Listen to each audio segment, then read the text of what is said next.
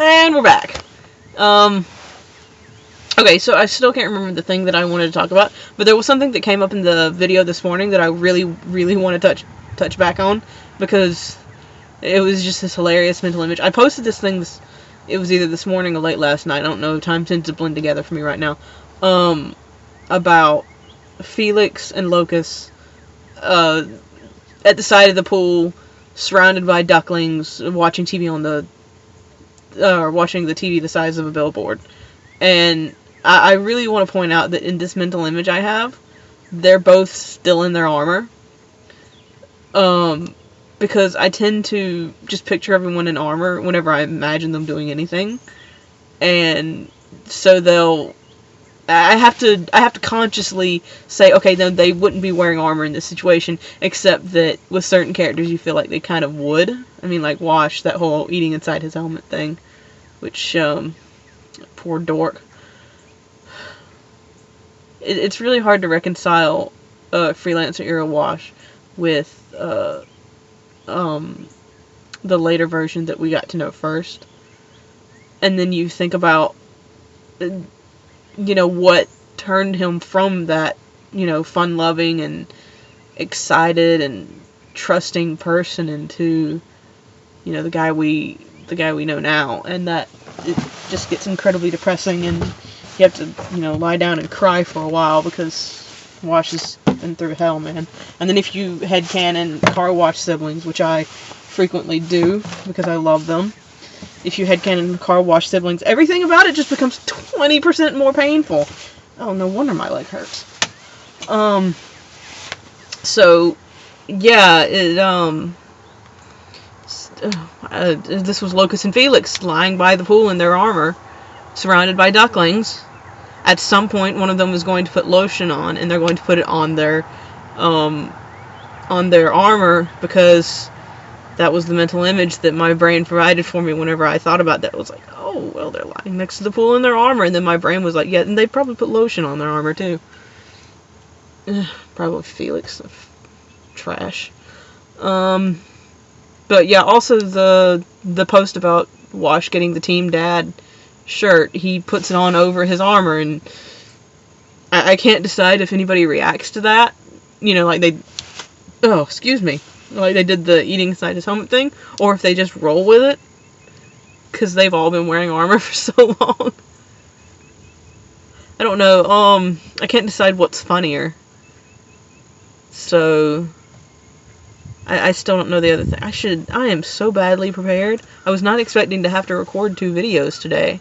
And I actually alluded in the video this morning to the idea of doing another one later this week and getting through my backlog of videos. I mean, balls, I can't talk. Getting through my backlog of Anon messages that I haven't been answering, because I'm kind of feeling a little bit creatively burned out. Not so much, a real writer's block, just kind of tired. So, taking a mental nap. And, but yeah, I feel bad for the Anons who send me those messages, even though I suspect it's only like 2 people. I pretend you're all different people unless you, carry on a specific topic. But, I feel bad that you're sending me these messages and I'm only answering maybe 1 or 2 of them out of 10. I promise you're not bothering me. I appreciate every single message I get. I get really excited whenever I see that number. I've spent 2 years on Tumblr trying to figure out how to be that person that gets all the Anons. And, it really excites me that I've reached that point, and the fact that I've only been active in this fandom for, let's see, less than right at a month now. That's pretty cool to me, because I was in my last fandom for 2 years, and I got some attention, and I got a little bit. I was in the role play side of fandom though, so I can see why I would only get the small amount of attention I got. So it's not like I'm hating, but it's kind of overwhelming for me, and I still sit down and think, how? Because I hit my second 3-digit landmark what day was it? I posted about it because I still get really excited about it a couple days ago, and I'm already a third of the way to the next one, and I'm sitting here thinking, where are all you people coming from? How are you finding me? And what is making you look at my blog and go, ah, yes, this is the person that I need on my dash? And it's not that I don't, and I'm not putting myself down or anything, because I kind of hate that, but, you know, what is it I'm doing right, and how can I keep doing it? And I guess, you know, all my AU posts are what's dragging people in, and so I guess I'll keep making them because I love AUs. I don't think you guys have realized just how much time I spend thinking about AUs. I have AUs that I haven't mentioned because, you know, I can't really think of any way to develop them beyond just, you know, imagining this situation, and I have AUs that I don't mention because I just sort of think about them for a few minutes and then move on. And I have AUs that I don't mention because they're kind of cliche. Okay. Alright. Someone just went by. I was slightly concerned. What was one of the AUs I came up with the other day? Because it was really funny. And I just never... I didn't share it because I wasn't at my computer at the time I thought of it. And by the time I got back to my computer, I'd forgotten. But, it was a cast replacement AU. It's like where you shove the cast into a different world and shove them into different roles. And some of the casting that I had come up with and decided on was really fun. But I cannot for the life of me remember now what it was. If I remember it, I'll post it. And I'll be all like, this is the thing I talked about in my video. I hope y'all enjoy it. But, something else. I got like 8 minutes left. So let me think. This is why you guys should give me topics, by the way. Next time I ask for topics, please give them to me. What AO have I been working on? The Immortal Sarge one kind of took off. I wasn't expecting that. I was expecting to be a one-off post. I was like, hey, imagine, you know, this is the explanation for Sarge's age thing. And it sort of expanded, and I expected it to be this really sad thing. It's like Sarge watching all of his friends die, which, you know, to a degree. But then someone was like, what if his immortality is suddenly contagious? And I like that idea because it has everybody just, you know, living the rest of their lives, or living out their lives for the rest of eternity, and they're stuck with each other, and they're in each other's hair. They don't stay together permanently.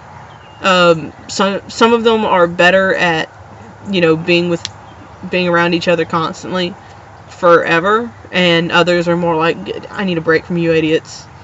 You guys are getting on my last nerve. So some of them, they sort of, Blood Gulch becomes their hub, and then over time some of them will come and go, and, you know, they'll stay where they're at, or they might, you know, wander off for a couple of decades. They all have each other, but at the same time, they need time apart. Tucker and Donut are more prone to wandering off than, for instance, Caboose. Griff and Simmons only wander off when they both need to get away. Is like they don't function well separately. So, you know, one might disappear for like a few hours, but as far as actually leaving the canyon, they only leave whenever they leave together, which happens occasionally. I don't know if I've mentioned it in any of the posts or not, but the immortality also spreads to the lieutenants, because I sort of love them. It makes me sad that the end of the Chorus trilogy will probably be the end of their place in the cast, regardless of whether they survive or not. Because, you know, I have this idea, this, you know, happily ever after AU, where after Chorus, everybody just sort of stays in their canyon on Chorus and just adopts the lieutenants, and, you know, happily ever after, they all stay there and, you know, build a new life for themselves. And I'm gonna get jossed so hard because you know, they're going to keep making Red versus Blue. They're not going to leave them on chorus. They're going to keep trying to get back to the canyon that they hated and tried to leave for so long. So, yeah, regardless of what happens, the end of course will probably be when we say goodbye to the lieutenants and Kimball and Doyle, and that'll make me sad. But honestly, keeping them around would probably be a problem, just because that's so many characters to keep track of. And with each arc, you know, you get more characters for that arc. So it's like you would have the Blood Gulch crew and Wash, and now the lieutenants in Carolina, and you know, all of these characters. I apologize for my dog. She goes nuts whenever there's traffic going by, which there is right now. Damn it, dumpling.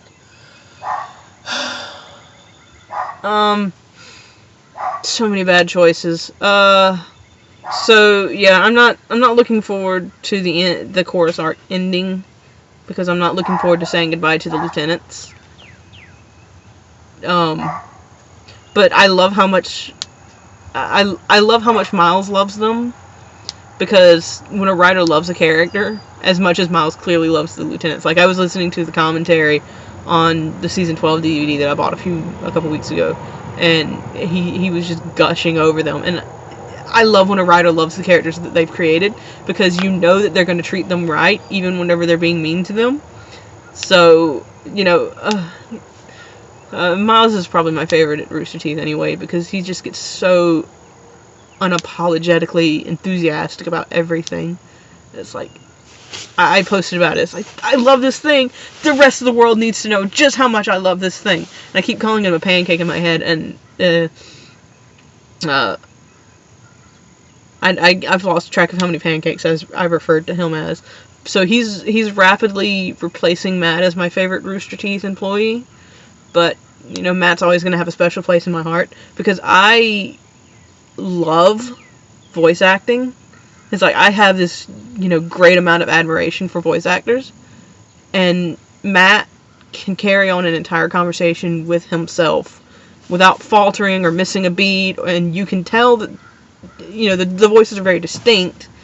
And if you close your eyes, and I often will listen to the table read while I'm, you know, falling asleep, trying to wind down for the night and turn myself off, you can, so when I close my eyes and I listen to it, you can't tell that it's the same person. And you can't, it's not obvious. And the fact that he's able to move so seamlessly between them is a source of great admiration on my part. So, you know, I'm just super impressed by Matt. And, you know, he's always been my favorite Rooster Teeth employee. But then I come back, you know, this time around, and there's Miles, and he's just a really excitable person who writes these amazing characters, can do an accurate Sarge voice.